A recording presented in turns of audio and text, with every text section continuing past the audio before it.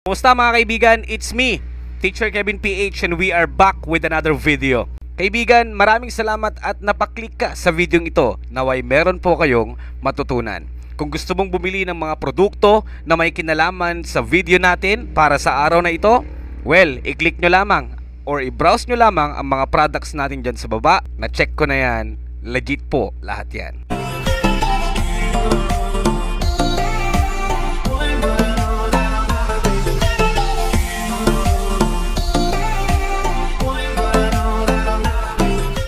So meron na naman akong gustong ibahagi dito, super mga kaibigan, mga clients natin ngayon, puro mga printing shops. Mga kaibigan. And dito, meron tayong isang client, mga kaibigan, no? Na ang problema niya is walang red. Walang red. Ngayon, chinek natin, nilabas natin yung kanyang print head, mga kaibigan. Nilabas natin yung kanyang print head, and upon checking it, hindi naman siya barado. Meron yung black, meron yung yellow, and meron yung blue. Pero yung red, mga kaibigan, as in wala siya. Pero syempre, okay na to. Ngayon, inakala, nag-power cleaning na si client, nag-power ink flashing, nag-ink charge ilang beses na rin daw yon, mga kaibigan. But still then, hindi lumalabas ang hinaupak na red na yan. Okay. So upon checking natin, mga kaibigan, hindi naman barado ang print head. Hindi barado ang red, mga kaibigan. Ngayon, bumili rin si client, yung may-ari ng printing shop, ng print head. Yes, mga kaibigan, bumili rin siya ng print head. DIY niya yon. Bagong print head. I think ang bili niya doon is nasa 2,500 to 3,000, mga kaibigan, no? Bagong head. Dahil nga wala daw red, inakala niya na barado na yung kanyang dating print head. Nilabas niya yung dating print head dahil nga sa walang red.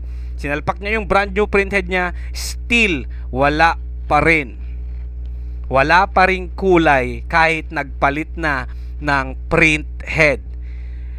Isa pa na pwede nyong i-check doon, mga kaibigan, no?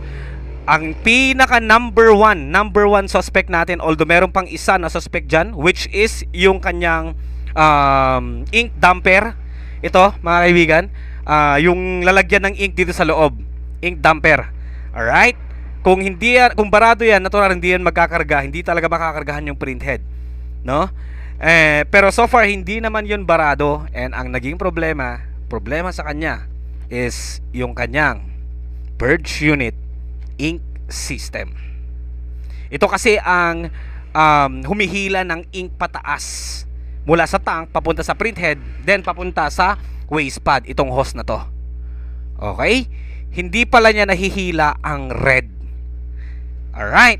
So that only means, sabi ko sa kanya, hindi barado yung print head mo na dati, babalik natin yan, papalitan natin ng ganito, purge unit, and kaboom! Siyempre, gumana na. Kung gusto nyo panoorin kung paano ako magpalit ng purge unit, may mga videos ako, browse nyo na lang, mga kaibigan. Purge unit problem, no? Nagpalit na ng print head pero wala pa rin kulay.